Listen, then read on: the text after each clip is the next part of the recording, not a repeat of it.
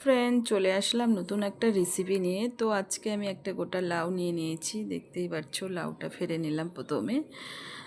তো এবার লাউটাকে ঝুরি ঝুরি করে কেটে নেব। তো তো এই যে আমার লাউ কাটা হয়ে গেছে। তো কাতল মাছের মাথা দিয়ে আজকে আমি লাউ ঘন্ট করব। কাতল মাছের মাথাটাকে ভেজে নেওয়া হয়ে গেছে। আর কড়াইতে সরষের তেল দিয়ে প্রথমে একটা তেজপাতা দিয়ে দিচ্ছি। তারপরে দিয়ে দিলাম 2-3টা শুকনো লঙ্কা। তারপরে দিয়ে দিব আমি জিরা।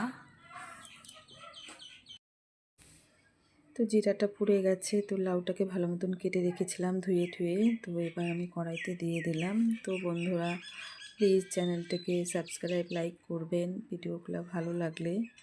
তো আজকাল আমার আর ভিডিও দেওয়া হয় না ঠিকঠাকভাবে। তো আমার এই লাউ ঘন্ট প্রায় হয়ে গেছে, সিদ্ধ ঢেকে দিয়েছিলাম, জল অনেকটাই বেরিয়ে গেছে। তো এখন মাছের মাথা, কাতল মাছের মাথা আমি আগের থেকেই ভেজে রেখেছিলাম। একটা থেকে 4 টুকরো করে কড়া করে আমি ভালো মতন করে ভেজে রেখেছি। তো কাতল মাছের মাথা দিয়ে লাউ ঘন্ট, তো কার কার খেতে ভালো লাগে অবশ্যই কমেন্টে জানাবে।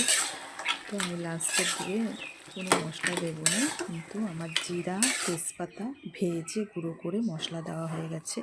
তো রেসিপি রেডি হয়ে গেছে। তো বন্ধুরা, রেসিপিটা ভালো লাগলে অবশ্যই লাইক সাবস্ক্রাইব করবেন। নিত্য নতুন ভিডিও দেখার জন্য চ্যানেল পাশে থাকবেন। তো টাটা বন্ধুরা, সবাই ভালো